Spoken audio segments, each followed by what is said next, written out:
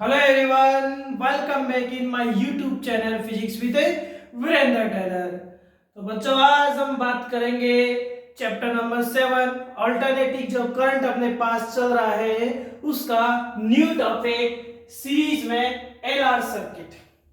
यानी इस बार alternating current का जो वोल्टेज है बच्चों वो हम एलआर सर्किट पर दे रहे हैं। यानी हम एल का और आर का सीरीज कॉम्बिनेशन यहाँ करने वाले हैं। देखो एल एल यानी इंडक्टिव कोइल, ये कोइल हो गई बच्चों। आर और आर यहाँ रेसिस्टेंस है बच्चों, ये रेसिस्टेंस हो गया। और आप इसे कनेक्ट कर देंगे एक ऑल्टरनेटिव सोर्स से। ये ऑल्टरनेटिव सोर्स से आपने इसको कनेक्ट कर दिया है। नेक्स्ट, तो ये बच्चों एल हो गया और ये क्या हो गया, आर हो गया। हम इन्हें फेजर मेथड से क्या करेंगे, प्रूफ करेंगे। फेजर मेथड से हम करंट और फेज डिफरेंस का फॉर्मूला यहाँ फाइंड करेंगे। तो देखो बच्चों, ये क्या है भाई, ये अपने पास में ऑल्टरनेटिव करंट का वोल्टेज का सोर्स है जिसका वैल्यू क्या है, V equals to V naught sine omega T. ठीक है भाई, तो V नॉट क्या है, मैक्सिमम वोल्टेज है। L, चलो बात करते हैं भाई। हमने प्रॉपर L सर्किट पढ़ा है, प्रॉपर हमने क्या पढ़ा है, R सर्किट पढ़ा है। सबसे पहले देखिए बच्चों कौन सा कॉम्बिनेशन है, तो सीरीज कॉम्बिनेशन है। सीरीज कॉम्बिनेशन में करंट ऑलवेज सेम रहता है और वोल्टेज क्या होता है बच्चों, डिफरेंट होता है। तो यहाँ एल का वोल्टेज डिफरेंट होगा, आर का वोल्टेज एक दूसरे से क्या होगा, डिफरेंट होगा, बट दोनों में करंट का फ्लो क्या होगा, सेम होगा। बिकॉज दोनों क्या है, अपने पास में सीरीज कॉम्बिनेशन में है। तो बच्चों एक बात और, ये हमें ये पता है कि एल में करंट जो होता है वो वोल्टेज के पीछे पीछे चलता है भाई। यानी हमें ये पता है, देखो किस तरीके से देखते हैं। एल में जो बच्चों वोल्टेज होता है, मैं एल का वोल्टेज बच्चों वी एल मान लेता हूं। और ये करंट से पाई बाई 2 यानी 90 डिग्री क्या चल रहा है, आगे है, फॉरवर्ड है भाई। बता रखा है सर्किट, अच्छे से देख सकते हैं आप।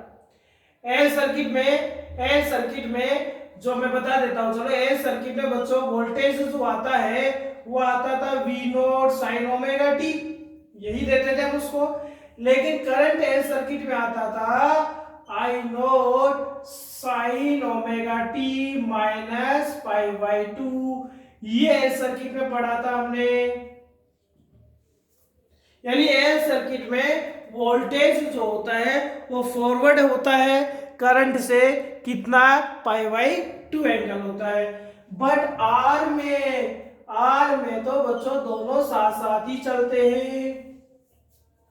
आर में वी आर और आई नोट दोनों साथ साथ ही चलते हैं।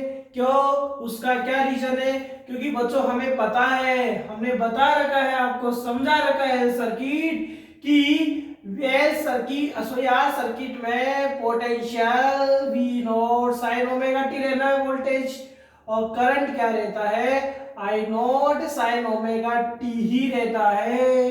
यानी आर में वोल्टेज और करंट में कोई भी फेज डिफरेंस नहीं पाया जाता है। तो ये इसलिए दोनों साथ साथ मूव कर रहे हैं, ये लग रहा है भाई। अब बच्चों हम इन्हें फेजर मेथड से, क्योंकि यहाँ क्या है, यहाँ पर हम देख पा रहे हैं कि दोनों का वोल्टेज डिफरेंट है। वोल्टेज डिफरेंट है तो आपको टोटल वोल्टेज क्या करना है, फाइंड करना है। तो देखिए टोटल वोल्टेज फाइंड करने के लिए आपको कुछ वैल्यूज पता होना चाहिए, जैसे वी एल। तो एल का वोल्टेज क्या हो जाएगा बच्चों, आई नोट एक्सएल हो जाएगा। क्योंकि एल में जो रेसिस्टेंस की जगह यूज लिया जाता है बच्चों, आप उसको क्या बोलते हैं, इंडक्टिव रिएक्टेंस कहते हैं, जिसे हम एक्सएल से रिप्रेजेंट करते हैं। इसी तरीके से वी आर इक्वल टू क्या होगा, आई नोट आर होगा। अब फटाफट से इनका फेजर बनाते हैं, पहले फेजर बनाते हो, फेजर से हम फिर इनका हम रिजल्टेंट फाइंड करते हैं। ठीक है, तो देखें सबसे पहले दो तरीके से फेजर बना हुआ है, एक नॉर्मल मेथड से, देखें कैसे। यहां देखें सबसे पहले कि बच्चों हमेशा आप क्या करें, जब भी आपको फेजर मेथड से कोई सॉल्यूशन किसी सर्किट का करना है तो क्या किया जा रहा है, देखो ये कौन है, आर है, आर को आप यहां ले लीजिए, अब आर को यहां ले लीजिए, और आर के साथ में मतलब आर के वोल्टेज के साथ में ही देखो कौन जा रहा है, करंट जा रहा है। तो बच्चों आर के वोल्टेज के साथ में करंट हो गया। अब देखें यहां, देखें यहां देखो ये वाली बात खत्म हो चुकी है। इसे वी आर के साथ ही कौन है, आई नोट। स्टार्टिंग में क्या करें, इस हॉरिजॉन्टल पर आप क्या ले लीजिए, आर का वोल्टेज ले लीजिए, और इस आर के वोल्टेज के साथ में आपने करंट ले लिया है, क्योंकि करंट तो दोनों में सेम जाएगा, आई नोट और आई नोट। अब देखिए इसका वर्क पूरा हो चुका है कि वी आर के साथ आई नोट मूव कर रहा है, लेकिन यहां देखें इस आई नोट से पाई वाई टू फेज वीएल आगे चल रहा है, इस वी आर से कितना, पाई बाई टू। तो ये बच्चों पाई बाई टू को कितना आगे, आगे पाई बाई टू इस तरीके से, मान लो ऐसे चल रहा हो तो ऐसे चल रहा हो तो एंटी क्लॉकवाइज में ये पाई बाई टू, और ये बच्चों क्या रहेगा, वीएल रहेगा, नहीं रहेगा। यानी यहां हमने क्या देखा, यहां हमने देखा कि इस वी आर से, इस वी आर के साथ में तो आई नोट है, और इस आई नोट से 90 डिग्री ऊपर, इस आई नोट से 90 डिग्री ऊपर कौन चल रहा है, वीएल चल रहा है। तो ये वीएल आ गया आपके पास में। अब देखें जैसे सेकंड मेथड जो हमने फेजर पढ़ा था, फेजर से सीखते एक बार, इसको फेजर से सीखते चलो, ये भी फेजर ही बच्चों, एक और फेजर ग्राफ बनाते हैं, देखें कैसे। सबसे पहले बच्चों आप क्या करें, आप देखो हमने आर का फेजर सेपरेट पढ़ा है, हमने एल सर्किट का फेजर सेपरेट पढ़ा है, लेकिन अब दोनों के कॉम्बिनेशन का फेजर पढ़ना है। दोनों के कॉम्बिनेशन का फेजर पढ़ने के लिए सबसे पहले आप आर का फेजर बनाइए। आर में देखो फेज कितना है बच्चों, ओमेगा टी है, तो ये आर में ओमेगा टी पर, ओमेगा टी पर कौन है बच्चों, वी नोट है, और वी नोट के साथ ही कौन है आपके पास, आई नोट है। V naught V naught V naught naught naught V R ले रखा है, ये आर ले लो, ये लो आर ले लो भैया। भाई भैया हमने क्या कहा, हमने ये कहा कि सबसे पहले आर का जो वोल्टेज है जिसको वी आर मान रखा है वो ओमेगा टी पर ले लीजिए आप, ओमेगा टी पर ले लिया, क्योंकि इनिशियली यहाँ फेज कितना अपने पास ओमेगा टी है, तो हमने इसको ओमेगा टी पर यहाँ बना लिया है। ठीक है, अब देखिए आप, अब देखिए इससे इससे इससे देखिए ये आ गया। अब इससे पाई बाई टू एंगल आगे कौन चल रहा है बच्चों, वी एल चल रहा है, तो इससे इससे देखो पाई बाई टू एंगल, इससे पाई बाई टू एंगल, तो देखो पाई बाई टू ये तो हो नहीं सकता, ये पाई बाई टू नहीं हो सकता, तो ये बच्चों पाई बाई टू हो गया आपके पास में, और यहाँ कौन मूव कर रहा है, वी एल मूव कर रहा है। तो देखिए आपके पास क्या बन गया, फेजर बन गया इसका। लेकिन हमें बच्चों क्या चाहिए, रिजल्टेंट, रिजल्टेंट क्या चाहिए, किसका रिजल्टेंट चाहिए, इन दोनों के वोल्टेज का, यानी हमें टोटल वोल्टेज पहले फाइंड करना पड़ेगा, फिर आपको करंट फाइंड करवाएंगे, उसके बाद हम फेज डिफरेंस फाइंड करेंगे। तो देखें कैसे फाइंड करें बच्चों। अब यहाँ देखें ये हम देख पा रहे हैं कि ये वी आर और वी एल है, और आप रिजल्टेंट फाइंड करने के लिए यहाँ पैरेललोग्राम मेथड का क्या कर सकते हैं, यूज कर सकते हैं, हम पैरेललोग्राम मेथड का यूज कर सकते हैं। और बच्चों मैं मान लेता हूं कि जो रिजल्टेंट है वो कितना है, वी एल आर है। पैरेललोग्राम मेथड क्या कहता है कि इस वी आर का और इस व्हील का जो कॉमन पॉइंट है, इस कॉमन पॉइंट से आप एक क्या बना दीजिए, उसका डायगोनल बना दीजिए, तो ये डायगोनल जो होगा इन दोनों के रिजल्टेंट को रिप्रेजेंट कर देगा। तो इन दोनों का रिजल्टेंट एल और आर का क्या मान लिया, वी एल आर मान लिया है। बच्चों मैं मान लेता हूं कि यहां से ये कितना फेज डिफरेंस पर है, वी आर से कितना फेज डिफरेंस पर है बच्चों, 5 पर है। यदि बच्चों ये हमने यहां से 5 एंगल पर माना है, तो बच्चों ये कितना एंगल पर होगा, पाई बाई 2 माइनस 5 पर होगा, नहीं होगा, क्लियर है भाई। देखो टोटल 90 है तो 90 माइनस 5 पर हो गया। अब देखिए रिजल्टेंट आप कौन से मेथड से फाइंड कर रहे हैं भाई, यहाँ रिजल्टेंट हम पैरेललोग्राम मेथड से फाइंड कर रहे हैं। इसमें भी अभी बताऊंगा, इसको भी पूरा करेंगे हम डायग्राम को। देखो कैसे फाइंड हो रहा है, देखो ये यहाँ कर देते हैं इसके लिए। देखिए पैरेललोग्राम मेथड क्या कहता है कि रिजल्टेंट का square equals to P square plus Q square plus 2pq cos theta, इस तरीके से करते थे। रिजल्टेंट, ये रिजल्टेंट है बच्चों। रिजल्टेंट हमारे पास कौन है, वी एल आर का स्क्वायर है, पी स्क्वायर, पी का मतलब ये एक साइड देखो ये वाला, क्योंकि पैरेललोग्राम में आमने सामने का इक्वल, ये इक्वल, ये और ये वाला पोर्शन इक्वल, तो ये वाला पोर्शन देखा आप, इसको पी मानेंगे तो कौन है बच्चों, ये वी आर है, तो वी आर का स्क्वायर हो जाएगा प्लस क्यू, क्यू कौन है बच्चों, वी एल आपके पास में तो ये वी एल का स्क्वायर हो गया। आप देखें ये कौन है बच्चों, थीटा, थीटा का मीन है पी और क्यू के मिड का एंगल। तो यहाँ पी और क्यू कौन है बच्चों, वी आर और वी एल है, और दोनों के मिड का एंगल क्या है, π/2 है। तो यहाँ π/2 होगा तो cos 90 जीरो, तो आगे वाला पोर्शन सारा जीरो है, हमने यहीं तक लिख दिया इसको। तो देखिए सॉल्यूशन क्या आ जाएगा, वी स्क्वायर यानी एल और आर का टोटल पोटेंशियल, टोटल वोल्टेज है ये। आगे देखिए इसको सोल्व करते हैं बच्चों। वी आर का वैल्यू क्या है, देखो हमने लिखा है, क्या आता है, आई नोट आर का स्क्वायर, और प्लस क्या आ जाएगा आपके पास, आई नोट एक्स का एक्सएल का स्क्वायर, एल है ना, तो एक्सएल का स्क्वायर आ जाएगा। तो बच्चों दोनों के वोल्टेज हमें पता हो तो हम इजीली में क्या फाइंड कर सकते हैं भाई, उसका रिजल्टेंट वोल्टेज फाइंड कर। अब करंट फाइंड करते हैं, तो वी स्क्वायर एल आर, ये क्या आ जाएगा बच्चों, I naught square R square I naught square XL का स्क्वायर, और यहां से कुछ कॉमन आ रहा है भाई, कॉमन क्या आ रहा है, आई नोट स्क्वायर कॉमन आ गया, आर स्क्वायर प्लस एक्सएल का होल स्क्वायर आ गया। अब देखिए तो आई नोट स्क्वायर इक्वल्स टू, ये पोर्शन इसके डिवाइड में उठा कर लाइए आप, तो ये आ गया आर स्क्वायर प्लस एक्सएल का होल स्क्वायर। ठीक है, अब इसको साफ कर देते हैं भाई, ये चीज समझ में आ गया था अपने पास में, तो इसको हटा देते हैं। देखिए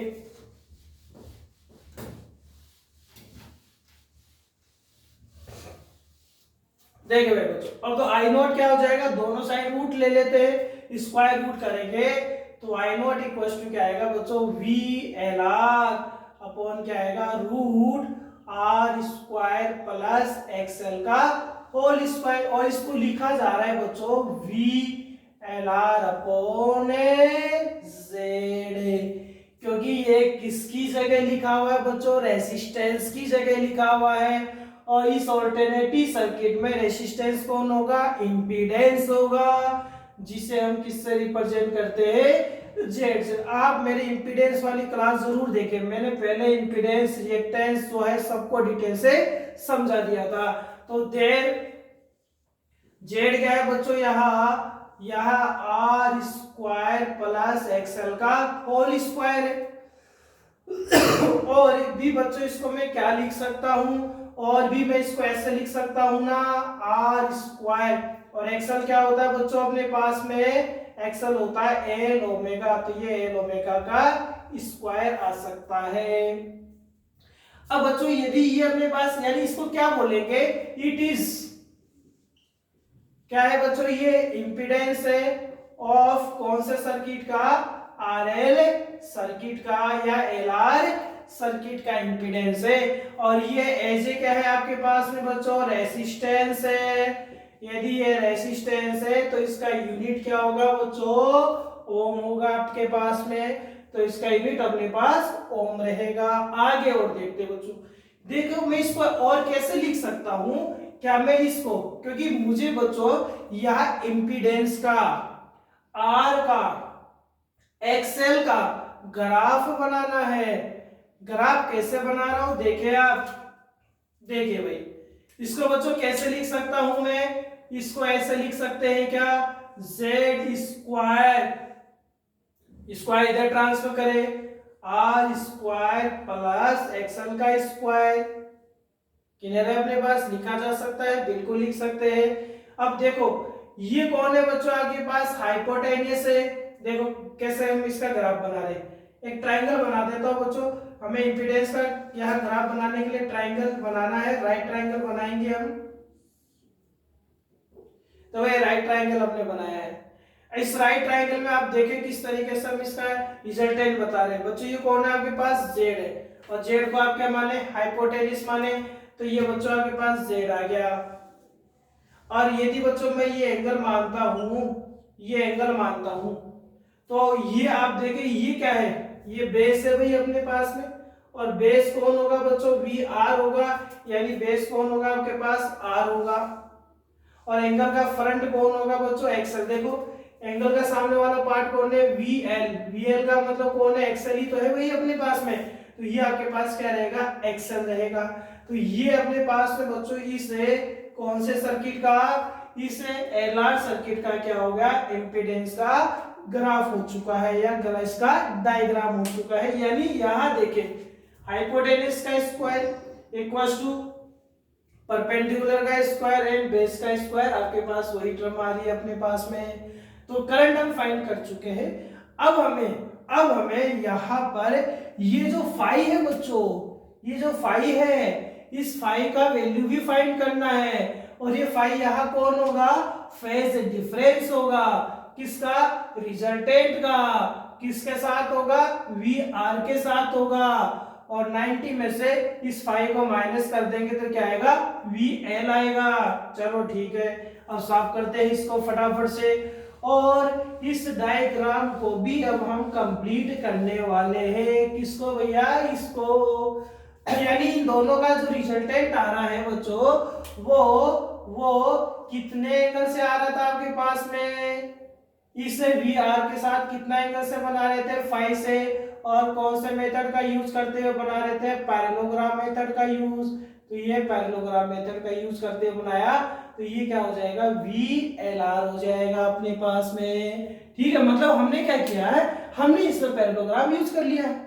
देखो यहाँ वी आर से कितना पर था, 5 पर था, 5 पर वी एल आर आ गया। और ये आपके पास में एक देखो पैरेललोग्राम की अगेन शेप आ गई आपके पास में। और इसी फेजर मेथड से हमने यहाँ टोटल वोल्टेज और करंट फाइंड कर लिया है। अब देखिए बच्चों इस फाई का वैल्यू फाइंड करना है।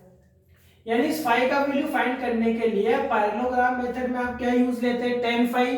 और tan क्या होता है बच्चों, परपेंडिकुलर अपॉन क्या होता है, बेस होता है। देखिए परपेंडिकुलर बच्चों कौन है, जब परपेंडिकुलर यानी एंगल का फ्रंट। तो देखो ये फाई, ये का मतलब ये, यानी क्या लिखा जाएगा बच्चों, वी एल। बेस कौन हो गया बच्चों, ये हो गया इसका मतलब कौन हो गया बच्चों, वी आर हो गया। तो tan phi equals to V L यानी I naught XL, V R यानी बच्चों I naught R, cancel out हुआ। तो बच्चों tan phi equals to XL upon R. देखो ये वापस से देख लो क्या हमने डायग्राम सही बनाया था क्या। देखो बच्चों ये फाई है, इस फाई के सामने वाला साइड क्या होगा, परपेंडिकुलर। देखो बच्चों परपेंडिकुलर आ गया, क्योंकि tan कौन होता है, परपेंडिकुलर अपॉन बेस होता है। सो यहाँ tan फाई यदि आप फाइंड करें इस इंपीडेंस के ग्राफ में, तो देखो कौन आ रहा है, क्या हमने सही बनाया क्या, देखो मैच कर सकते हैं। ये परपेंडिकुलर है, तो ये परपेंडिकुलर है। और ये कौन है बच्चों, बेस है। तो देखो ये क्या आ रहा है अपने पास, बेस आ गया है। तो यहाँ यदि फाई फाइंड करना हो तो बच्चों क्या आएगा, tan इनवर्स एक्सएल को आप एल ओमेगा भी ले सकते हैं यूज में। तो ये फाई इक्वल टू क्या आ गया, tan inverse L omega upon R आ गया। अच्छा सर इसका फेजर बनाइए बच्चों। ये मेनली किसकी जैसे, कौन से सर्किट की जैसे बिहेव करेगा। तो देखिए ये कौन सा सर्किट है बच्चों, एलआर सर्किट है। एलआर में, आर में तो क्या होता है, वी आर और आई नोट दोनों साथ साथ मूव करते हैं। और एल में क्या होता है बच्चों, अपने पास में वी आर जो होता है वो आगे चलता है, किससे, करंट से। करंट पीछे रहता है, कितना है, पाई बाई 2। तो ये जो सर्किट है बच्चों, ये एल सर्किट की जैसे मेनली बिहेव करता है।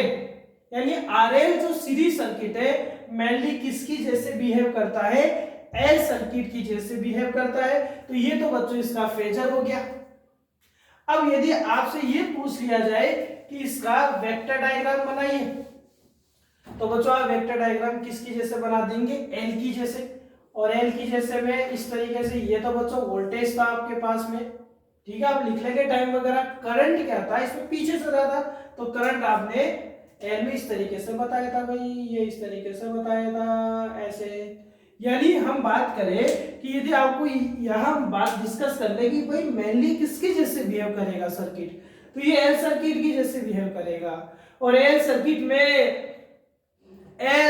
में अपने पास में करंट π/2 पीछे चलता है। तो वेक्टर डायग्राम, वेक्टर ग्राफ आपको बनाना हो तो बच्चों आप किसकी जैसे बनाएंगे, एल की जैसे बनाएंगे। एल सर्किट हमने अच्छे से एक्सप्लेन कर रखा है। और ये इसका क्या हो गया बच्चों, फेजर डायग्राम हो गया। अब हम फटाफट से क्या देख लेते हैं, आरसी सर्किट भी देख लेते हैं। तो देखिए बच्चों, आरसी सीरीज सर्किट देखो क्या होता है भाई। देखो बच्चों, पहले है आर बना दो, सी बना दो, उससे कोई फर्क नहीं पड़ेगा, सीरीज बनाना है। तो देखो आर, ये बच्चों आर हो गया, इसके बाद है सी, तो ये अपने पास अब क्या आ जाएगा, सी। और सी क्या होगा बच्चों, अपने पास में कैपेसिटर होगा। और आप इसको ऑल्टरनेटिंग वोल्टेज दे दीजिए। इस ऑल्टरनेटिंग वोल्टेज का वैल्यू क्या होगा बच्चों, V = V0 sin ω-t रहेगा, ठीक है। अब देखिए आप, अब यदि हम बात करें, क्या बात करें बच्चों, कि अपने को कुछ बातें पता है। क्या बातें पता है कि चलो ये तो पहले आर है और ये कौन है, सी। आर में वोल्टेज और करंट दोनों साथ साथ मूव करते हैं। यानी आर में करंट I0 मान लेता हूं, वोल्टेज VR मान लेता हूं। और बच्चों VR क्या होगा, VR होगा I0 R होगा, दोनों साथ साथ होगा। सी में करंट बच्चों फॉरवर्ड होता है, किससे, वोल्टेज से, कितना, π/2। सी सर्किट में करंट आगे आगे दौड़ता है, किससे, वोल्टेज से। कितना आगे आगे दौड़ता है, π/2 आगे आगे दौड़ता है। ऐसा हमने एक्सप्लेन भैया कर रखा है। यानी यहां सी सर्किट में I0 यहां VC से क्या होता है, आगे आगे चलता है। तो चलो आगे आगे बढ़ाओ इसको भाई, चलो ठीक है। अब देखिए, और बच्चों VC = क्या रहेगा, I0 XC रहेगा। और XC भी क्या होता है, 1/CΩ होता है। इतनी बात हमने आपको सी सर्किट में समझा दिया था, ठीक है। अब देखिए आप, अब क्या देखते हैं कि नॉर्मली आप क्या बनाइए भाई, इनका फेजर बनाते हैं, ठीक है। फेजर मेथड से हम इसको सोल्व कर रहे हैं, दो फेजर बना रहे हैं नॉर्मली। सबसे पहले ये देखिए आप, यहां क्या ले लेते हैं बच्चों, VR। और VR के साथ कौन है बच्चों, I0 है। इससे I0 से 90 डिग्री नीचे कौन कौन दौड़ रहा है भाई, VC दौड़ रहा है। तो VC को लिख दीजिए, कितना है, π/2 है। ये लो π/2 है, यहां लिख देते हैं, ये लो भी, यहां अच्छा नहीं लग रहा तो यहां लिख दो, π/2 है। एक और बना लीजिए इसका डायग्राम, दोनों फेजर डायग्राम। फेजर डायग्राम में सबसे पहले बात करें बच्चों, यहां ω-t पर किसको लिया जाएगा, VR को लिया जाएगा, जिसके साथ I0 रहेगा। और इससे 90 डिग्री नीचे कौन चल रहा है भाई, इससे 90 डिग्री नीचे VC चल रहा है, तो नीचे इधर VC चल रहा है भाई, कितना, π/2 चल रहा है। आ गया, आगे भी पूरा नहीं हुआ। अब रिजल्टेंट फाइंड करेंगे तो पैरेललोग्राम मेथड से बच्चों रिजल्टेंट यही रहेगा, ये इसका रिजल्टेंट रहा। और रिजल्टेंट क्या रहा, इसका VRC मान लेते हैं। और ये बच्चों कितना एंगल पर मान लेते हैं, इससे फाई एंगल पर मान लेते हैं। यहां पर बच्चों इसका जो रिजल्टेंट रहेगा, ये रिजल्टेंट रहा बच्चों, यहाँ से कितना एंगल पर, फाई एंगल पर, और ये पैरेललोग्राम हो गया आपके पास में, हो सकता है ना। तो ये आपके पास रिजल्टेंट क्या रहा, VRC रहेगा। फेजर ही बन गया, फेजर मेथड से सॉल्यूशन भी हो जाएगा। तो देखे सोल्व करे भाई इसको पैरेललोग्राम मेथड से। ये पैरेललोग्राम मेथड से क्या आएगा, V²RC रहेगा। ये क्या रहेगा बच्चों, VR का स्क्वायर रहेगा, और ये VC का स्क्वायर रहेगा। अच्छा ये वैल्यू आपको चाहिए, तो देखो ये वैल्यू मैंने ऑलरेडी लिख दी है। VR कितना है बच्चों आपके पास, I0R है, तो बच्चों इसका होल स्क्वायर हो गया है। इसी तरीके से ये क्या हो जाएगा, I0 स्क्वायर और XC स्क्वायर हो जाएगा। यहां से भैया अपने पास कॉमन क्या आ जाएगा, I0 स्क्वायर कॉमन आ जाएगा, और ये क्या रहेगा, R स्क्वायर प्लस XC का होल स्क्वायर रहेगा। तो बच्चों I0 इसका स्क्वायर इक्वल्स टू क्या रहेगा, V²RC अपॉन क्या रहेगा, R स्क्वायर प्लस XC का होल स्क्वायर रहेगा। अब तो I0 निकाल दीजिए, I0 निकालेंगे तो रूट कर देंगे, दोनों साइड रूट करेंगे तो ये VRC आ जाएगा, और ये क्या आ जाएगा, R स्क्वायर प्लस XC का होल स्क्वायर, जिससे क्या लिखा जा रहा है बच्चों, Z लिखा जा रहा है। क्योंकि ये एज क्या है बच्चों, रेसिस्टेंस है, और इसको हम क्या बोलेंगे, इंपीडेंस बोलेंगे। कौन से सर्किट का, RC सर्किट का बोलेंगे, यानी Z। It is a impedance of RC circuit. Clear है भैया। तो देखिए, तो Z इक्वल्स टू क्या है आपके पास में, √R स्क्वायर प्लस XC का स्क्वायर आया है। इसको और बच्चों क्या लिख सकता हूं भाई, मैं इसको लिख सकता हूं R स्क्वायर और XC का मतलब 1/C ओमेगा का भी क्या हो सकता है, ये होल स्क्वायर हो सकता है। अब देखिए बच्चों, हम इसको थोड़ा भाई जल्दी जल्दी देख रहे, क्यों, क्योंकि एज इट इज आप मिलता जुलता लग रहा है। बस यहाँ क्या दिख रहा है, XC की जगह कौन आ रहा है, XL की जगह XC आ रहा है आपके पास में, तो ठीक है। अब देखते हैं आगे। अब हम इसको फेजर डायग्राम बनाते हैं, सॉरी फेजर नहीं, इसका इंपीडेंस का डायग्राम बनाते हैं, और हम इसका फेज डिफरेंस फाइंड करते हैं। देखो बच्चों, इसको और क्या लिख सकता हूं, इसको ऐसे भी तो लिख सकता हूं मैं, Z square equals to R square plus XL का स्क्वायर। तो देखो किस तरीके से एक ट्राइंगल की फॉर्म में यदि हम बनाए, तो यदि ये फाई है तो बच्चों ये Z होगा, ये R होगा, और ये कौन होगा बच्चों, XC। XC है भाई, ये XC होगा अपने पास में। क्लियर है, ये XC हो गया। अब आपको यदि क्या फाइंड करना हो, फेज डिफरेंस फाइंड करना हो, तो क्या करेंगे, tan फाई क्या होगा, परपेंडिकुलर मीन XC, और अपॉन क्या हो गया बच्चों, R हो गया। और आप फाई फाइंड कर लेंगे तो क्या आ जाएगा, tan inverse XC upon R आ गया। और भी सोल्व कर सकते, XC का वैल्यू क्या है बच्चों, 1/C ओमेगा है, तो फाई इक्वल्स टू क्या आ जाएगा, tan इनवर्स और 1/C ओमेगा R आ जाएगा। अब ये सर्किट किसकी जैसे बिहेव करेगा, तो बच्चों ये सर्किट किसकी जैसे बिहेव करेगा, सी सर्किट की जैसे बिहेव करेगा। आर में दोनों साथ साथ मूव कर रहे हैं, तो वेरिएशन किस में दिखाएगा, वो सी में वेरिएशन दिखाएगा। सी में वोल्टेज क्या होगा, पीछे पीछे दौड़ेगा, किसके, करंट के, कितना, π/2 एंगल। इसका मीन ये सी सर्किट के जैसे बिहेव करेगा। सी सर्किट में क्या होगा बच्चों, वोल्टेज पीछे पीछे आएगा, करंट आगे आगे भागेगी। तो सी सर्किट का फेजर डायग्राम इस तरीके से बनाया था। ये तो बच्चों वोल्टेज था, ये नॉर्मली बता रहा हूं क्योंकि हमने पढ़ लिया भाई। और करंट इधर से आएगा, आगे आगे दौड़ेगा, ये करंट रहेगा, ये वोल्टेज रहेगा। बना लेना, देख लेना, आराम से बता रखा भाई, अच्छे से बता रखा हमने। अब हमें देखो छोटी सी बातें और बतानी है भाई। छोटी सी बात क्या बतानी है कि आप यहाँ देखें क्या, कि यहाँ जो भी अपने पास में फाई आ रहा है वो XC पर डिपेंड कर रहा है। तो यहाँ ये फ्रीक्वेंसी पर क्या करता है, डिपेंड करता है। जैसे XL इक्वल टू बच्चों क्या था, L ओमेगा था। आप ग्राफ कैसे बना रहे थे, स्ट्रेट लाइन में बना रहे थे।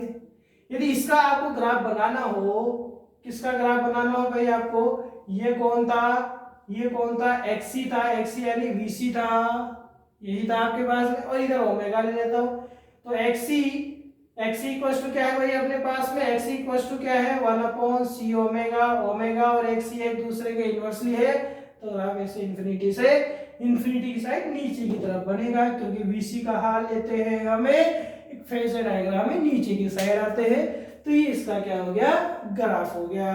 क्लियर है भाई अब अपने पास में। अब हम बात करते हैं बच्चों एक न्यू सर्किट LC सर्किट की, क्योंकि देखो तीन कॉम्बिनेशन है। कौन कौन सा है बच्चों, एक तो R है, एक C है और एक L है। हमने देखो RC का कॉम्बिनेशन पढ़ लिया बच्चों, हमने RL का कॉम्बिनेशन पढ़ लिया, अब किसका कॉम्बिनेशन बाकी रह गया, LC का कॉम्बिनेशन बाकी रह गया। तो बच्चों अब फटाफट से हम LC का कॉम्बिनेशन पढ़ते हैं, LC का सीरीज कॉम्बिनेशन पढ़ते हैं। देखिए बच्चों भाई अब है अपने पास में LC series combination, series circuit, बड़ा अच्छा टॉपिक है भाई ये तो, ठीक है। इसी में रेजोनेंस भी स्टार्ट हो जाता है। ये बच्चों L है और ये C है भाई अपने पास में, और इन्हें हमने ऑल्टरनेटिव सोर्स से कनेक्ट कर दिया है, यानी इसको ऑल्टरनेटिव वोल्टेज हम दे रहे। ये क्या है बच्चों, V equals to V naught sine omega t voltage है। ये अपने पास में कौन है, तो ये बच्चों अपने पास L है और ये कौन है, C है। L में करंट पीछे पीछे दौड़ता है, L में करंट पीछे होता है भाई, L का करंट ही हो गया, इसका वोल्टेज ही हो गया, कितना है π/2 है, π/2 है, यानी VL इक्वल टू क्या लिखा जाएगा बच्चों, I नोट XL लिखा जाएगा। अब देखिए ये कौन है बच्चों अपने पास में, C है। C में करंट आगे आगे दौड़ता है, वोल्टेज पीछे पीछे दौड़ता है, उसके कितना एंगल से, π/2 एंगल से। इसका वोल्टेज बच्चों VC मान लेता हूं, और VC इक्वल टू क्या रहेगा, I नोट XC रहेगा अपने पास में। क्लियर है। अब इसका फेजर सॉल्यूशन से हमें क्या बताना है, टोटल वोल्टेज, और टोटल वोल्टेज के साथ हमें करंट भी बताना है। तो देखिए बच्चों यहां पर कैसे करते हैं, देखिए भाई अब आई नोट को बच्चों आप यहां बना लीजिए, ये कौन है बच्चों, आई नोट है। ये देखो बच्चों इन दोनों से बिल्कुल सेपरेट है, आरसी से आरएल सर्किट से बिल्कुल डिफरेंट होता है एलसी सर्किट। ये आई नोट बना लिया, इस आई नोट से 90 डिग्री नीचे कौन चल रहा है बच्चों, वीसी चल रहा है।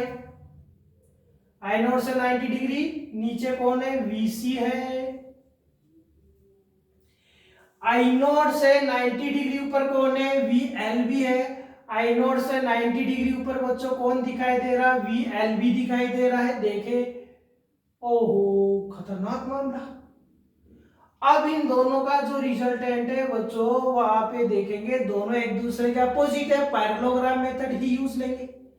लेकिन इन दोनों का जो रिजल्टेंट आएगा, इन दोनों का जो रिजल्टेंट आएगा वो रिजल्टेंट इन दोनों के अपोजिट डायरेक्शन में होने की वजह से आएगा। और पैरेललोग्राम मेथड क्या कहता है कि यदि दो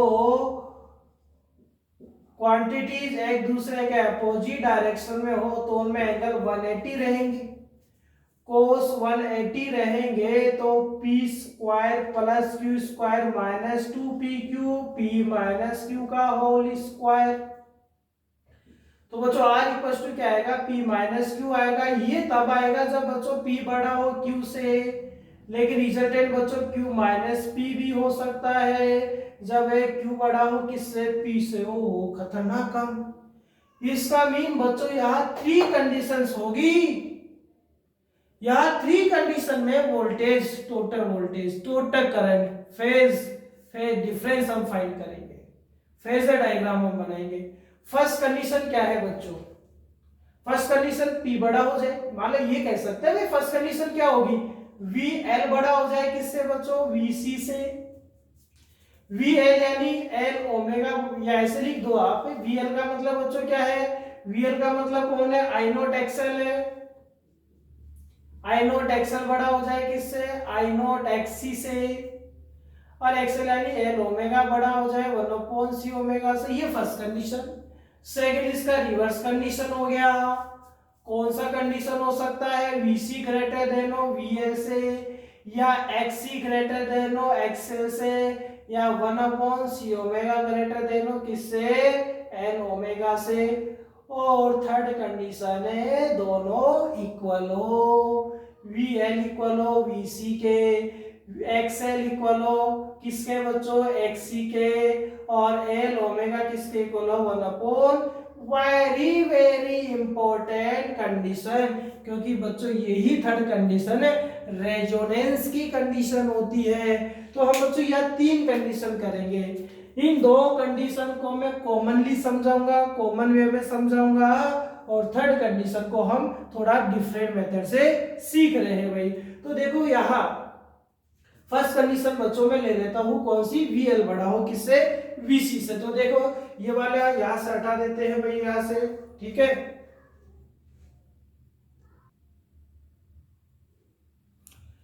तो देखो बच्चों कॉमन कंडीशन, इन दोनों कंडीशन को साथ समझा रहा हूं मैं, ठीक है। तो देखो रिजल्टेंट बच्चों क्या आएगा, पैरेललोग्राम में दोनों कंडीशन कौन सी, VL बड़ा हो किससे, VC से। इसको इस साइड ले लेते हैं। सेकंड साइड हम क्या ले लेते हैं बच्चों, VC ग्रेटर देन हो किसके, VL के, ठीक है। देखिए अब हमें क्या पता चल रहा है भाई, हमें ये पता चल रहा है कि यदि दोनों एक दूसरे के अपोजिट डायरेक्शन में आ गए तो पैरेललोग्राम मेथड से इन दोनों का टोटल वोल्टेज बड़े में से छोटे को माइनस करने पर आने वाला है। पहला बड़ा कौन मान लिया, VL बड़ा मान लिया, तो रिजल्टेंट क्या होगा बच्चों, इसका रिजल्टेंट होगा VL माइनस VC। इसका रिजल्टेंट क्या होगा बच्चों, VC माइनस VL होगा। इसको सोल्व यदि आप करें तो क्या लिखा जाएगा, I note XL, I note XC। ये क्या लिखा जाएगा बच्चों, I नोट XC, और क्या लिखा जाएगा, I नोट XL लिखा जाएगा। अब यहाँ I नोट कॉमन आ जाएगा तो क्या लिखा जाएगा, VLC upon XL minus XC। अरे एक स्टेप दो स्टेप कम कर दी, I नोट कॉमन आ गया तो XL माइनस XC बचेगा बच्चों, और XL माइनस XC बचेगा तो इसके डिवाइड में पहुंचा दिया हमने। एज इट इज बच्चों ये VLC कितना आएगा, VLC या भी डायरेक्ट लिख देता हूं, I नोट इक्वल टू क्या आएगा, VLC upon XC minus XL आएगा। इसको बच्चों अब यहां गलती मत कर देना जेड लिखने की, ये जेड नहीं होता भैया, बता रखा है हमने। यदि ऑल्टरनेटिव सर्किट में दोनों का कॉम्बिनेशन आ जाए एल और सी का, तो फिर जो इंपीडेंस होता है उसको हम रिएक्टेंस कहते हैं। यानी यदि एल और सी दोनों साथ आ रहे हो तो उनका इंपीडेंस जो होता है वो रिएक्टेंस कहलाता है, जिसे हम किससे रिप्रेजेंट करेंगे, एक्स से रिप्रेजेंट करेंगे। इसी तरीके से ये आई नोट इक्वल टू क्या आएगा, VLC अपॉन एक्स आएगा। तो यहाँ देखो दोनों कंडीशन आ गए, यहाँ x क्या आएगा बच्चों, XL माइनस XC आएगा, और यहाँ पर जो अपने पास x आएगा वो XC माइनस XL आएगा, जिसे मैं और क्या लिख सकता हूँ, XL माइनस 1/c ओमेगा, और इसे क्या लिखा जा सकता है, 1/c ओमेगा माइनस क्या आएगा, L ओमेगा आएगा। तो करंट आ चुका है। अब यदि बच्चों आपको क्या फाइंड करना हो, यदि अपने को यहाँ नॉर्मल सी बात करें क्या कि यदि आपको फाई फाइंड करना हो तो भी हम कर सकते हैं, लेकिन इतना हमारे का सॉल्यूशन हो जाता है। लेकिन मेन हमें मतलब किससे है, हमें मेन मतलब है बच्चों इसकी थर्ड कंडीशन से, रेजोनेंस की कंडीशन से। तो देखो थर्ड कंडीशन हम देखते हैं भाई, यहीं पर बता देते हैं बच्चों, यह रेजोनेंस की कंडीशन होती है। तो देखिए भाई बच्चों यहाँ स्पेशल टाइप की रेजोनेंस की कंडीशन आने वाली है। यदि बच्चों VC किसके इक्वल हो, VL के इक्वल हो। यदि VC VL के इक्वल होगा तो आपके पास जो रिजल्टेंट आएगा, देखो VC VL के इक्वल होगा तो ये भी कह सकता हूं कि XL भी किसके इक्वल होगा, XC के। और XL यानी L ओमेगा किसके इक्वल होगा, 1/C ओमेगा के। ये कंडीशन है भाई अपने पास में। तो ऐसा होगा तो फर्स्ट क्या होगा, x कितना होगा, फिर इसका x क्या होगा बच्चों, या तो XC माइनस XL या XL माइनस XC।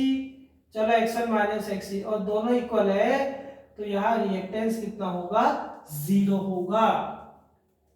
यानी ये जो कंडीशन होती है बच्चों, ये रेजोनेंस की कंडीशन होती है, रेजोनेटिंग कंडीशन अपने पास होती है। और इस कंडीशन में x कितना होता है, 0, रिएक्टेंस कितना होता है, 0 आपको प्राप्त होता है। सेकंड हम बात करें, यदि बच्चों x से 0 है तो I नोट कितना रहेगा, VLC। देखो VLC upon x, VLC upon x, ये 0, तो I नोट यहाँ कितना रहेगा, इंफिनिटी रहेगा, इनफाइनाइट रहेगा। थर्ड यदि हम बात करें, एक और कंडीशन देख लेते हैं। थर्ड की बात करें बच्चों, हम देखें क्या, यहाँ हम रेजोनेंस फ्रीक्वेंसी का फॉर्मूला देख रहे हैं, रेजोनेटिंग फ्रीक्वेंसी या रेजोनेंस फ्रीक्वेंसी। देखो यहाँ L ओमेगा किसके इक्वल है बच्चों, 1/C ओमेगा के इक्वल है। और ये रेजोनेंस की फ्रीक्वेंसी, एंगुलर फ्रीक्वेंसी, तो R लगा देता है, यानी रेजोनेंस का फ्रीक्वेंसी। ये ओमेगा को उधर ट्रांसफर करेंगे, ओमेगा R स्क्वायर आ गया, और ये क्या आएगा बच्चों, 1/LC आएगा। तो ओमेगा R यहाँ क्या आ जाएगा, 1/√LC आ जाएगा। ये तो एक फ्रीक्वेंसी आ गया, इसको एंगुलर रेजोनेटिंग फ्रीक्वेंसी कहते हैं। और ओनली यदि आपको रेजोनेंस की फ्रीक्वेंसी पूछे तो ओमेगा R पता होना चाहिए बच्चों, 2πf होता है। रेजोनेंस है तो आप R लिख दीजिए, तो यहाँ 2πfR = 1/√LC आएगा। तो यहाँ FR कितना आएगा बच्चों, 1/2π√LC आएगा। तो ये बच्चों अपने पास रेजोनेंस की कंडीशन है, लेकिन ये रेजोनेंस की कंडीशन LC सर्किट में है। हम LC, क्योंकि अभी हम क्या पढ़ रहे थे, दो का कॉम्बिनेशन पढ़ लिया हमने, अब हम इन तीनों का भी कॉम्बिनेशन पढ़ेंगे। और इन तीनों के कॉम्बिनेशन में भी अपने पास में किसकी कंडीशन आएगी बच्चों, रेजोनेंस की कंडीशन आएगी, जो इससे भी ज्यादा इंपॉर्टेंस रखता है। तो नेक्स्ट देखते हैं बच्चों हम LCR सर्किट। तो बच्चों हम यहाँ आज अब पढ़ने वाले हैं सीरीज LCR सर्किट, सबसे इंपॉर्टेंट सर्किट। एग्जाम में बहुत क्वेश्चन इससे रिलेटेड आते हैं। आगे के जो टॉपिक्स है बच्चों, वो भी इसके रिगार्डिंग और टॉपिक्स इसके दे रखे हैं। LCR सर्किट में दो मेथड्स के यूज किए हुए हैं, एक फेजर मेथड का यूज किया हुआ है, एक एनालिटिकल मेथड का यूज किया हुआ है। तो दो मेथड का यूज किया है। आज की क्लास में केवल हम एक मेथड पढ़ेंगे, फेजर मेथड, जो सबसे बड़ा मेथड है आपके पास में। एनालिटिकल जो मेथड है वो छोटा मेथड है, जिसको हम नेक्स्ट क्लास में देखेंगे। एक मेथड से हमें सारी चीज आ जाती है, दूसरे मेथड को भी सीखने की जरूरत नहीं रहती, लेकिन हम फिर भी करेंगे उस मेथड को, उससे भी हमारे पास बहुत सारे क्वेश्चंस कम टाइम में सॉल्व हो सकते हैं। तो हम सीरीज LCR सर्किट की बात करते हैं।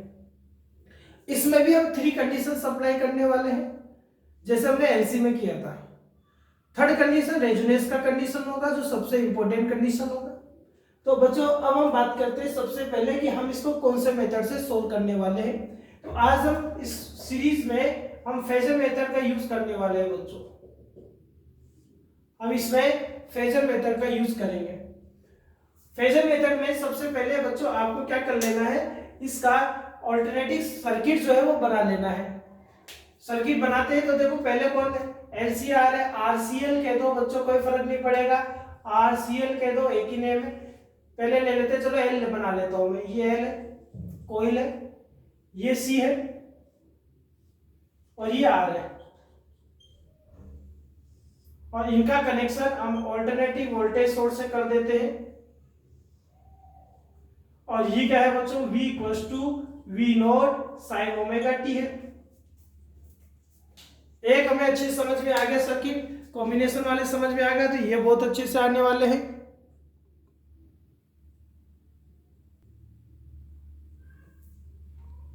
तो यहां देखें बच्चों, ये अपने पास में पहला कौन सा है, फर्स्ट कौन सा बच्चों, एल है, तो ये एल हो गया, ये सी हो गया और ये आर हो गया। तीनों की कुछ खास बातें हमें पता होनी चाहिए। एल में करंट पीछे पीछे दौड़ता है, एल में करंट पीछे पीछे दौड़ता है। किससे दौड़ता है भाई, पीछे, वीएल से पीछे पीछे दौड़ता है, यानी वीएल के पीछे पीछे भागता है। कितने एंगल से बच्चों, π/2 एंगल से। सीरीज है तो बच्चों आपको पता होना चाहिए सीरीज में करंट क्या रहेगा, सेम रहेगा, वोल्टेज या डिफरेंट रहेगा।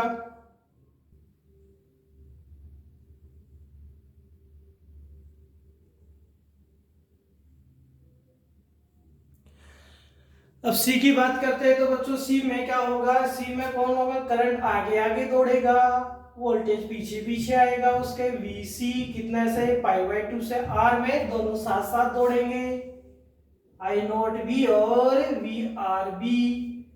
हमें क्या पता है, हमें पता है कि वी आर क्या होता है बच्चों, आई नॉट आर होता है। वीसी क्या होता है, आई नॉट एक्सी होता है। और आप और भी बता सकते हो, एक्सी क्या होता है बच्चों, 1/c ओमेगा होता है। इसी तरीके से हम बात करें वीएल, तो वीएल आई नॉट एक्सएल होता है, और एक्सएल क्या होता है, एल ओमेगा होता है। ऐसा हम सीख चुके थे।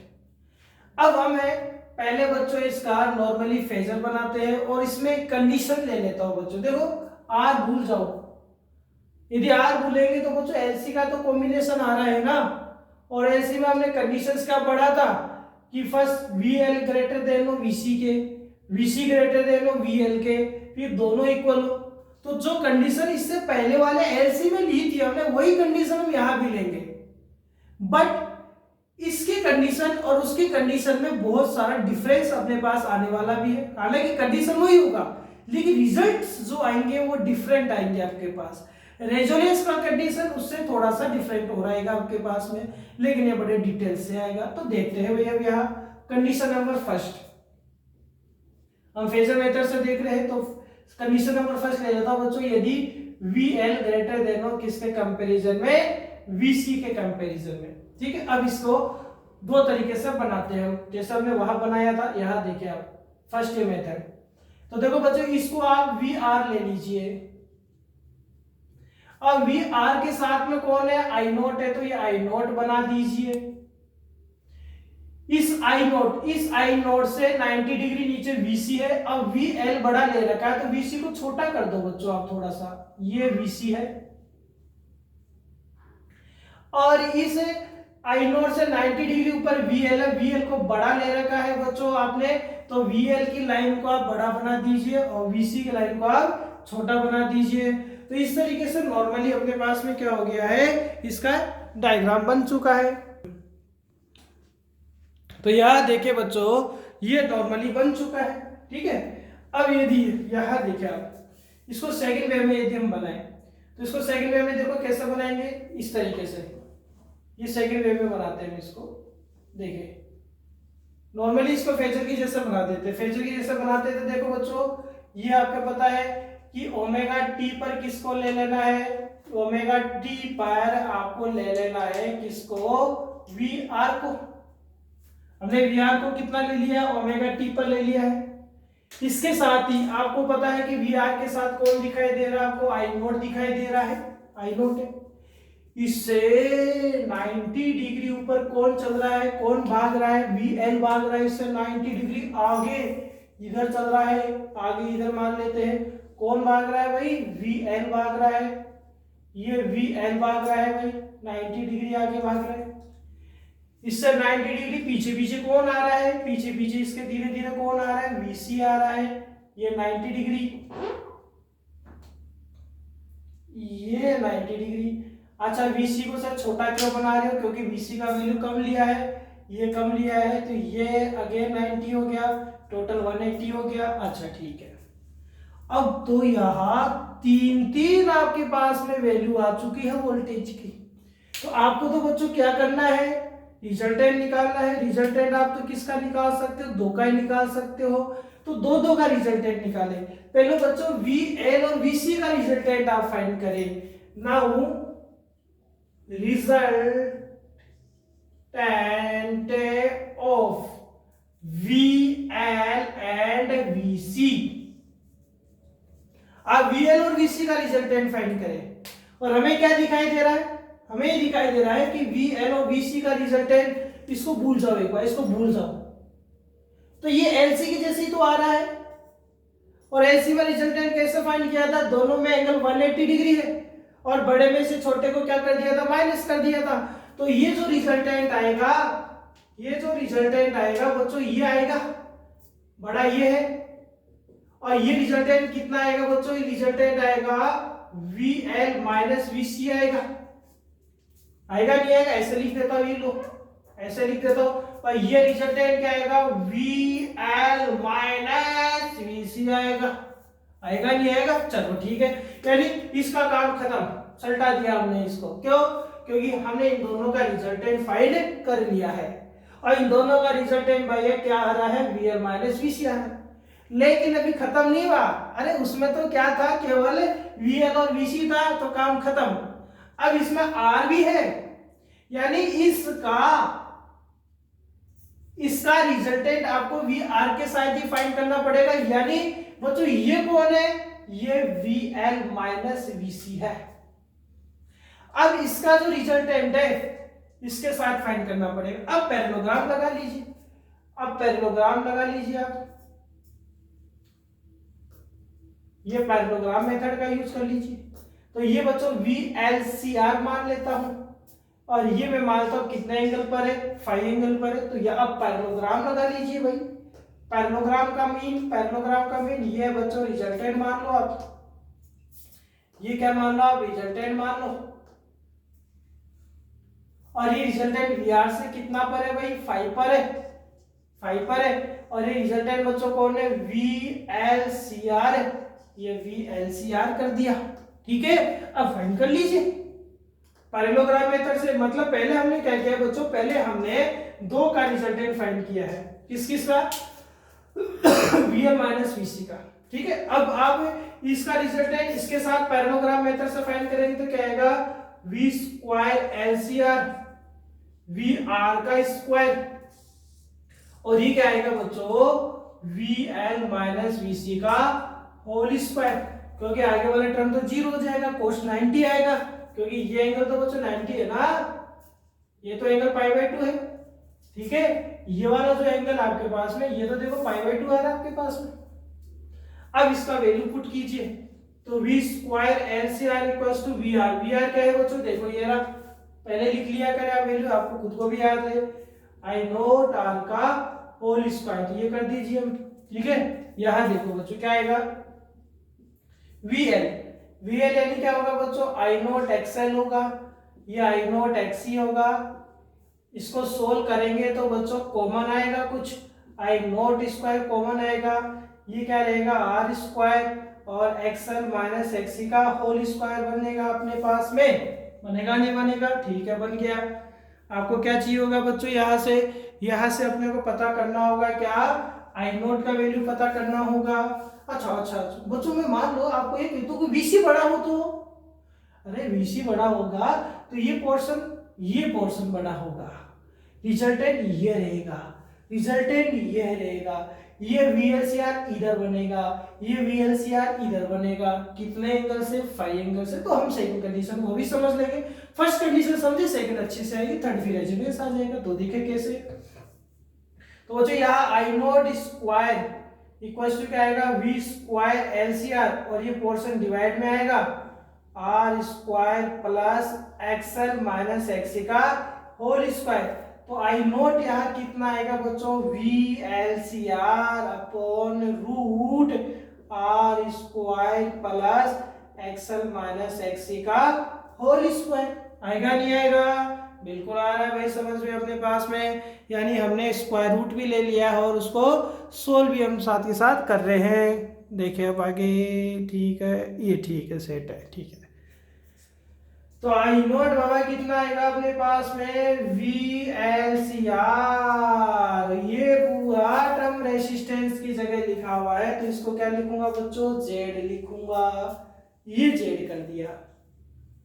और ये जो Z है ये कौन है बच्चों, इम्पीडेंस है। Z इम्पीडेंस आपके पास में। और ये कौन सी में, ये सीरीज में है, एलसीआर सीरीज में है। ये तब है जब कौन ग्रेटर देन है, VL ग्रेटर देन है किसके कंपैरिजन में, VC के कंपैरिजन में। ठीक है, अब देखते हैं भाई अपने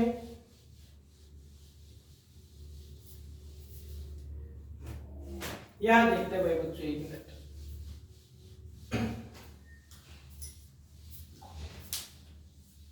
अब यहां बात करें जेड की, बच्चों बात करते हैं जेड की, हम बात करते हैं। जेड को देखते हैं, जेड का हम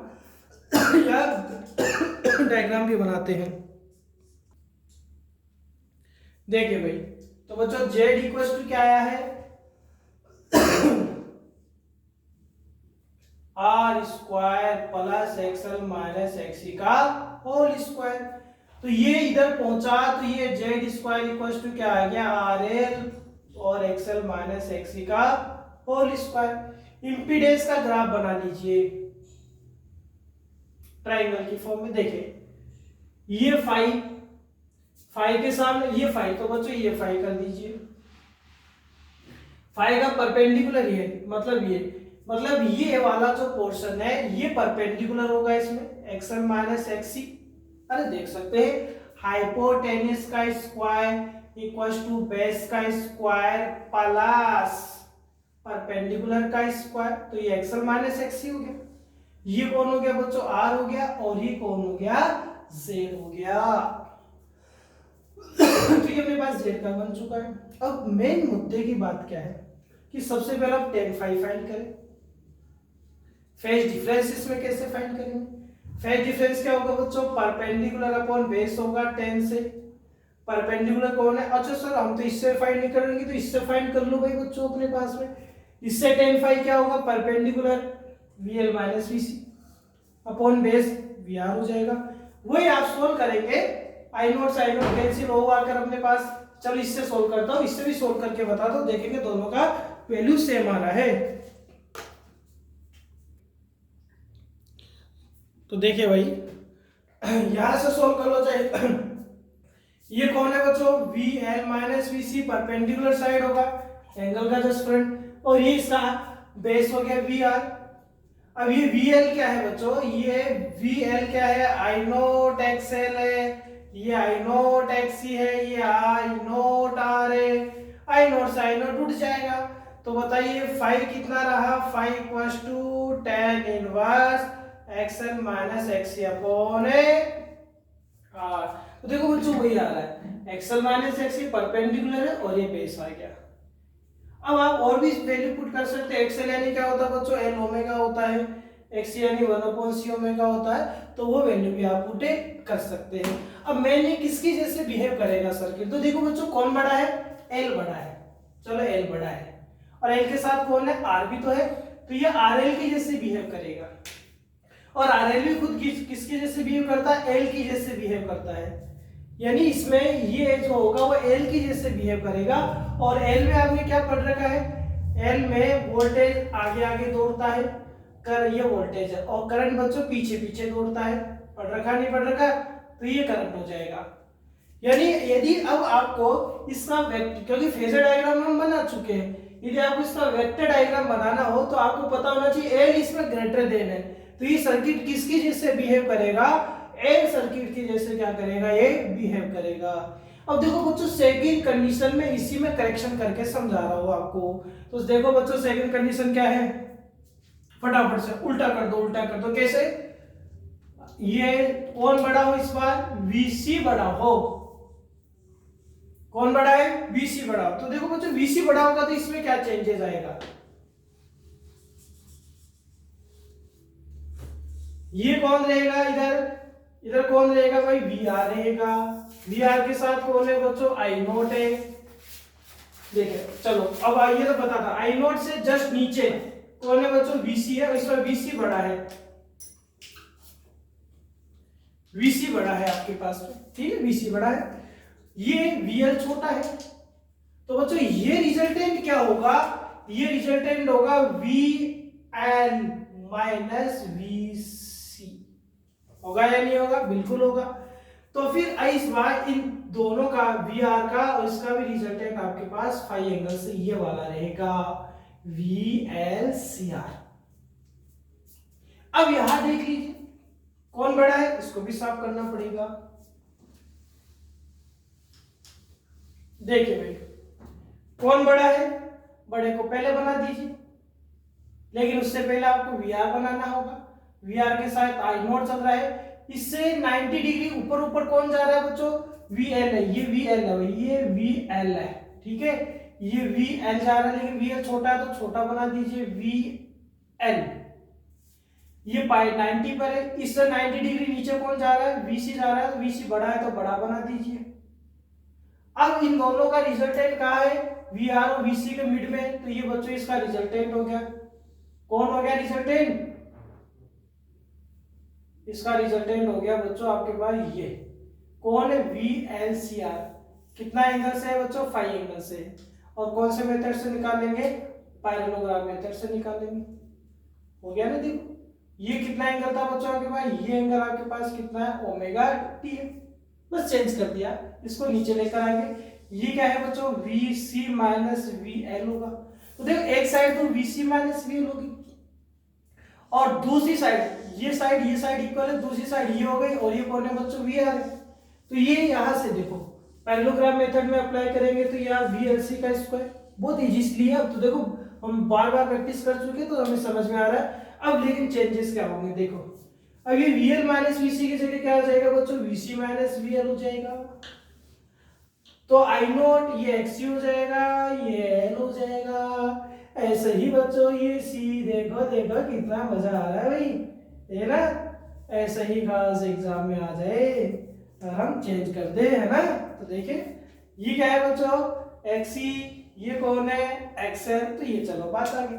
यहाँ देखो क्या आ जाएगा, XC, यहाँ क्या XL, XC XL, XC XL, ये बच्चों XC XL, VC VL, XC। और लेकिन अब ये RL की जैसे बिहेव नहीं करेगा, ये बच्चों किसकी जैसे बिहेव करेगा, ये सर्किट ये RC की जैसे बिहेव करेगा, यानी C की जैसे बिहेव करेगा। और C में करंट आगे आगे दौड़ता है, ये तो वोल्टेज हो गया। करंट इस तरीके से आ रहा, नहीं आ रहा भाई, पढ़ाता नहीं पढ़ाता हमने C में, C के जैसे इसका क्या बना देंगे, आप वेक्टर डायग्राम बना देंगे। अब थर्ड कंडीशन देखें, रेजिनेस की कंडीशन, जो सबसे इंपॉर्टेंट कंडीशन है भाई इसमें।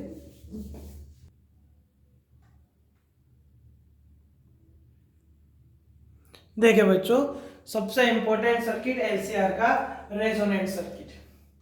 रेजोनेंट सर्किट कब बनता है, तो सबसे पहले हमें इसकी कंडीशन पता होनी चाहिए बच्चों। फर्स्ट हम इसकी लिख रहे हैं कंडीशन, और कंडीशन क्या है, हमें पता है कि XL किसके इक्वल होगा इसमें, XC के, यानी VL किसके इक्वल होगा बच्चों, VC के।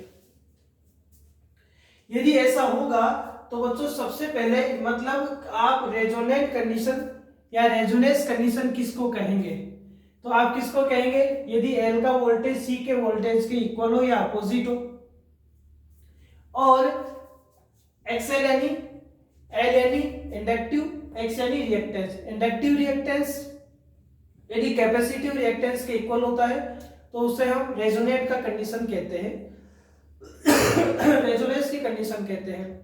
अब इस रेजोनेंस की कंडीशन में क्या क्या अपने पास प्रॉपर्टीज आने वाला है, हम उसको डिस्कशन करते हैं। तो सबसे पहले बच्चों हम देखते हैं करंट। I इक्वल टू बच्चों क्या पढ़ा था हमने इसमें I नॉट इक्वल टू क्या पढ़ा था, VLCR। और VLCR क्या बच्चों, उसका मैक्सिमम वोल्टेज। और ये क्या रहेगा आपके पास में, R square plus XL minus XC का होल स्क्वायर। और रेजोनेंस की कंडीशन में आपको पता है कि XL किसके इक्वल है बच्चों, XC के इक्वल है। एक्सएल किसके इक्वल आ रहा है, एक्सएल के इक्वल आ रहा है, तो ये पोर्शन रिएक्टेंस होता है, तो टोटल रिएक्टेंस कितना हो जाएगा, 0 हो जाएगा। यानी आई नोट किसके इक्वल आएगा बच्चों, वी एल सी आर, और अपॉन क्या आ जाएगा, रूट आर स्क्वायर प्लस 0। ये 0 है, तो बच्चों यदि ये 0 है तो V L C R upon क्या आएगा, आर आएगा, नहीं आएगा, स्क्वायर से रूट कैंसिल आउट हो सकता है, तो ये अपने पास में आई नोट आ गया। और आप ये भी पढ़ते थे I naught equals to V L C R, और इस पोर्शन को क्या लिखते थे बच्चों, जेड लिखते थे। अब देखो बच्चों ये पोर्शन 0 आ गया, इसका मतलब जेड या क्या हो चुका, मिनिमम हो चुका है, जेड या मिनिमम हो चुका है। यानी हमें पता है भाई ये पोर्शन क्या होता था, पूरा पोर्शन जेड होता था, इंपीडेंस होता था। ये हमने पहले इसको जेड की फॉर्म में नहीं लिखा, लेकिन यदि मैं इसकी जेड की फॉर्म में लिखूंगा तो ये जेड मिनिमम, यदि इक्वेशन फर्स्ट और सेकंड को आप कंपेयर करेंगे तो आपको जेड मिनिमम किसके इक्वल दिखाई दे रहा, आर के। यानी हम क्या बोलेंगे कि रेजोनेंस की कंडीशन में, रेजोनेंट की कंडीशन में जो इंपीडेंस होता है एलसीआर सर्किट का वो मिनिमम हो जाता है, और वो मिनिमम में किसके इक्विवेलेंट होता है, तो मिनिमम आर के इक्विवेलेंट होता है, यानी रेजिस्टेंस के ही इक्वल होता है। यानी आर भी तो बच्चों मिनिमम हुआ। यदि जेड मिनिमम होगा तो बच्चों जो करंट होगा वो इसमें कैसा आएगा, मैक्सिमम आएगा। यानी फर्स्ट पॉइंट हमने क्या डिस्कस किया है, फर्स्ट पॉइंट हमने क्या डिस्कस किया है कि रेजोनेंस की कंडीशन में इंपीडेंस जो होगा वो मिनिमम होगा, आर के इक्वल होगा, और इसके मिनिमम होने की वजह से रेजोनेंस की कंडीशन में करंट का फ्लो ज्यादा होगा, और करंट यहाँ क्या रहेगा, मैक्सिमम फ्लो होगा। सेकंड यदि हम बात करें तो देखो बच्चों एक्सएल माइनस एक्ससी को एक्ससी तो लिखते हैं, रिएक्टेंस ही तो लिखते हैं, और दोनों इक्वल है, तो यहाँ रिएक्टेंस कितना होगा, 0 रहेगा। थर्ड पॉइंट नंबर तक, पावर फैक्टर।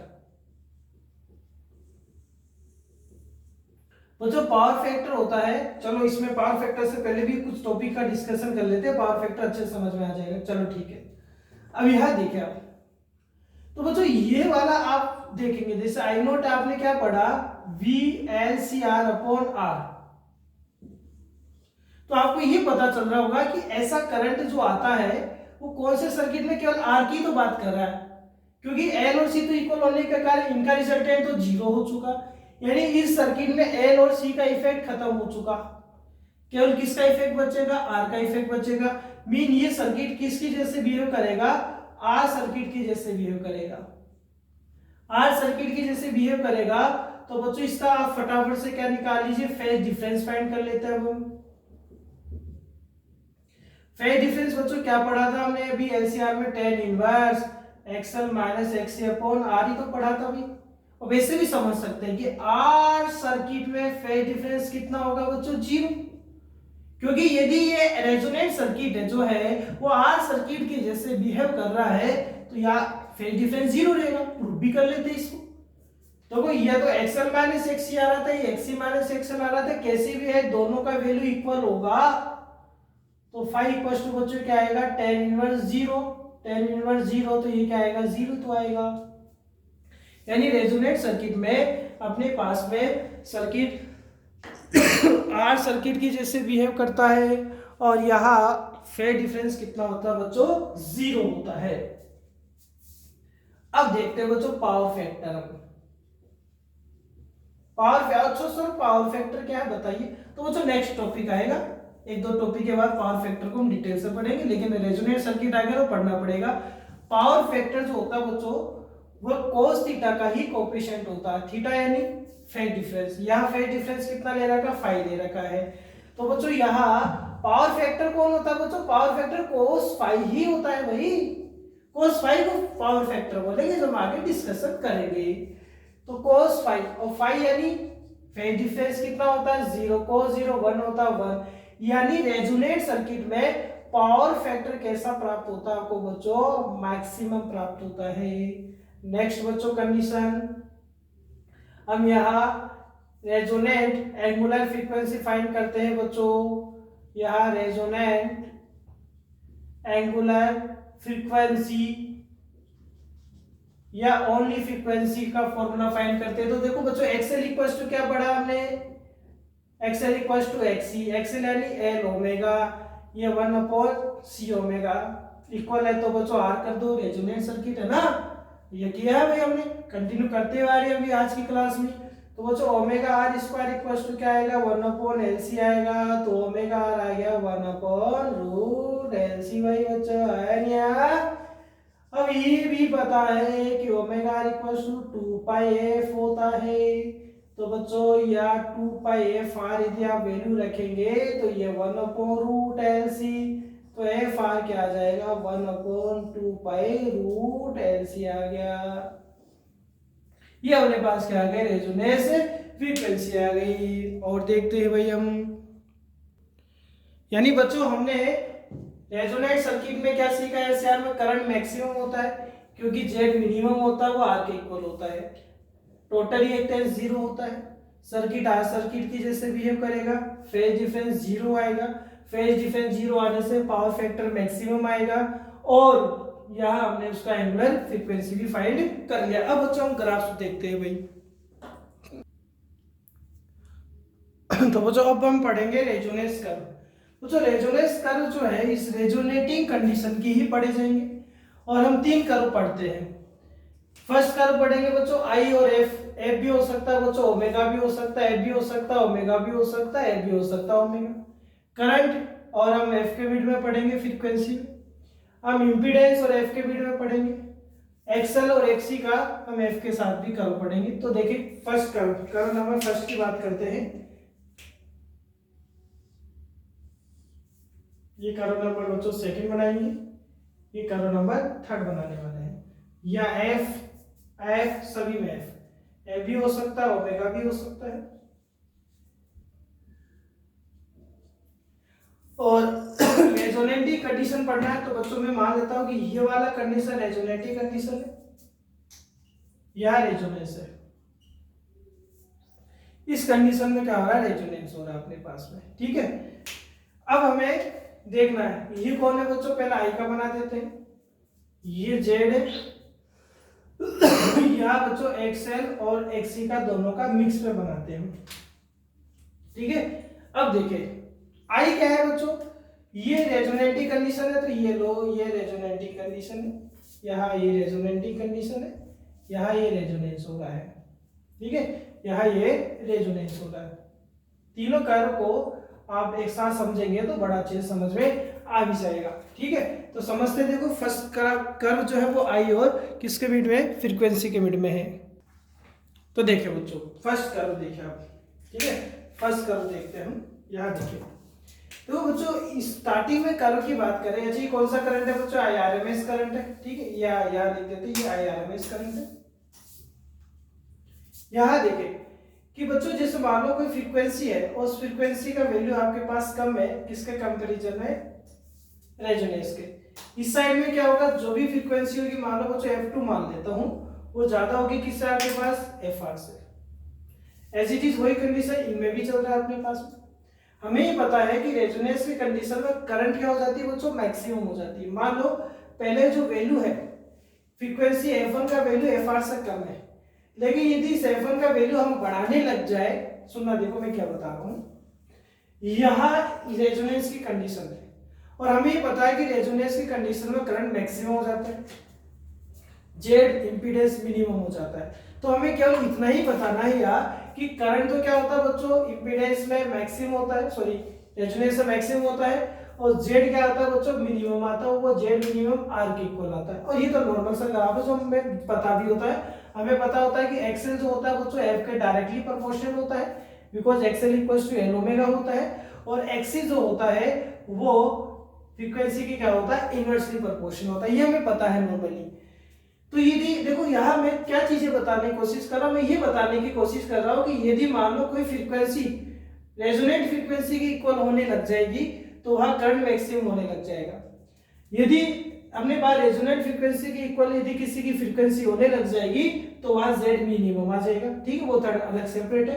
तो मान लो कि बच्चों मेरे पास पहले फ्रीक्वेंसी f1 है, कितनी है, f1 है, और f1 का जो वैल्यू है वो रेजोनेंट फ्रीक्वेंसी से कम है, लेकिन मैं जैसे इस फ्रीक्वेंसी का वैल्यू बढ़ाने लगता हूँ यानी F1 का वैल्यू किस साइड करने लगता हूँ या किसके इक्वल करने लगता हूँ, रेजोनेंट फ्रीक्वेंसी के, तो मेरा करंट क्या होने लगता है, ऐसे इंक्रीज होने लगता है।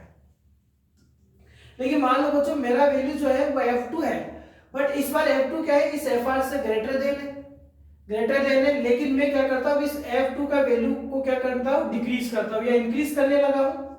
तो डिक्रीज कर रहा हूँ, इतना डिक्रीज कर रहा हूँ कि वो फ्रीक्वेंसी किसके इक्विवेलेंट होने लग जाए, अपने पास में रेजोनेंट फ्रीक्वेंसी के इक्वल होने लग जाए। तो वापस से करंट का वैल्यू क्या होने लगेगा, इंक्रीज होने लगेगा। यानी देखो ये करंट का वैल्यू क्या होने लगेगा, इंक्रीज होने लग गया। यानी इन पॉइंट पर जाकर आपके पास जो IRMS हो जाएगा वो कैसा हो जाएगा, मैक्सिमम आ जाएगा। इसी में बच्चों दो पॉइंट्स आपको ऐसे प्राप्त हो जाते हैं, इसी फ्रीक्वेंसी पर दो पॉइंट्स ऐसे प्राप्त हो जाते हैं यहाँ पर, जिनको हम P1 P2 half power point बोलते हैं। क्या बोलते हैं बच्चों, इनको हाफ पावर पॉइंट बोलते हैं। यानी P1 P2 ऐसे पॉइंट होते हैं जिन पर पावर क्या हो जाती है, इनिशियल पावर का क्या हो जाता है, हाफ हो जाता है। तो नेक्स्ट टॉपिक में हम हाफ पावर पॉइंट से ही स्टार्ट करेंगे। नेक्स्ट क्लास में हम हाफ पावर पॉइंट से ही टॉपिक स्टार्ट करेंगे। इस हाफ पावर पॉइंट पर ये करंट कितना होता है हम नेक्स्ट क्लास में ही डिस्कशन करेंगे। नेक्स्ट क्लास में ये कर्व वापस से बनने वाला है, ठीक है। अब यहाँ देखो बच्चों, यह फ्रीक्वेंसी F1 है, किससे ज्यादा है, FR से। यह फ्रीक्वेंसी F2 है और कम है किससे, नो, यह कम है और यह क्या होगी, ज्यादा होगी, ठीक है। अब बच्चों ये Z 0 तो हो नहीं सकता, मिनिमम है, और मैं मिनिमम Z जो है बच्चों मैं मान लेता हूँ वो किसके इक्वल है, R के इक्वल है। क्योंकि आपको क्या पता है, R जो होता है वो फ्रीक्वेंसी पे डिपेंड नहीं करता, लेकिन Z मिनिमम होने लग जाएगा। मान लो आपका F1 है, आप उसको इंक्रीज करने लगेंगे, Z मिनिमम होने लग जाएगा। ऐसे इसी तरीके से यहाँ से आप डिक्रीज करेंगे तो क्या होने लग जाएगा, मिनिमम होने लग जाएगा। तो ये कर्व बन जाएगा आपके किसके लिए, Z के लिए कर्व बन जाएगा, यानी ये मिनिमम आ गया आपके पास। तो यहाँ ये क्या बता रहा है, यहाँ ये बता रहा है कि जैसे ही रेजोनेंट फ्रीक्वेंसी आएगी, आप यदि इंक्रीज करें या फिर डिक्रीज करें, रेजोनेंट फ्रीक्वेंसी पर ये वैल्यू Z का मिनिमम हो जाएगा और किसके इक्वल आएगा, R के इक्वल आएगा। अब यहाँ तो पता है एक्सल और F का ग्राफ क्या बनता है बच्चों, स्ट्रेट लाइन में, और एक्सी और F का, एक्सी और F इनवर्सली है, ये इनवर्सली है, ठीक है, ये एक्सी और F इनवर्सली है। दूसरा क्या है, ये एक्सी और F इनवर्सली, लेकिन एक्सल और F क्या डायरेक्टली, तो डायरेक्टली हो गया। तो बच्चों ये वाला जो पॉइंट है, यदि यहाँ इंटरसेक्शन पॉइंट है, जैसे मैं आपसे पूछ लूं, क्या पूछ लूं मैं आपसे, कोई क्वेश्चन ऐसे दे दूं मैं आपको इस तरीके से, ये पूछ लूं 1 2 3 4, ये एक्सी है, ये एक्सएल है, ये एक्सी एंड एक्सएल है और ये एफ है, और आपसे ये पूछ लूं कि कौन सी कंडीशन में यह अपने पास रेजोनेंस होगा, तो बच्चों उस कंडीशन पर रेजोनेंस होगा जहां एक्सएल एक्सी के इक्वल होगा, क्योंकि यहाँ पर इस वाले पॉइंट पर एक्सएल किसके इक्वल होगा, एक्सी के इक्वल होगा, और ये फ्रीक्वेंसी रेजोनेंट फ्रीक्वेंसी होगी। यानी इस पॉइंट पर एक्सएल एक्सी के इक्वल है, इसलिए इस पॉइंट पर रेजोनेंस होगा, इसलिए कौन सी फ्रीक्वेंसी आपके पास है, रेजोनेंस फ्रीक्वेंसी है। तो बच्चों कर्व समझ में आया। इन कर्व को बच्चों नेक्स्ट टॉपिक में वापस से डिस्कशन भी करेंगे, क्योंकि वापस से डिस्कशन करने पर हाफ पावर पॉइंट को, बैंडविड्थ को, इसकी इंटेंसिटी को हम आपको और डिफाइन करेंगे। तो ये अपने पास आज खत्म हो गए बच्चों, कौन से, ऑल्टरनेटिव सर्किट। लेकिन नेक्स्ट क्लास में बच्चों में एक एनालिटिकल मेथड और आपको समझाऊंगा, तो वो एनालिटिकल मेथड भी हम समझेंगे। हाँ, ये समझ चुके हैं तो एनालिटिकल की वैसे तो जरूरत नहीं है, लेकिन जरूरत इसलिए है क्योंकि उससे न्यूमेरिकल पोर्शन अपने लिए और भी इजी हो जाता है। तो कैसे लगी बच्चों आज की क्लास, कमेंट जरूर करें, मुझे जरूर बताएं। कुछ समझ में नहीं आता है तो मुझे कमेंट बॉक्स में कमेंट करके बताइए, और लाइक और सब्सक्राइब और शेयर आप जरूर कीजिए। Thank you.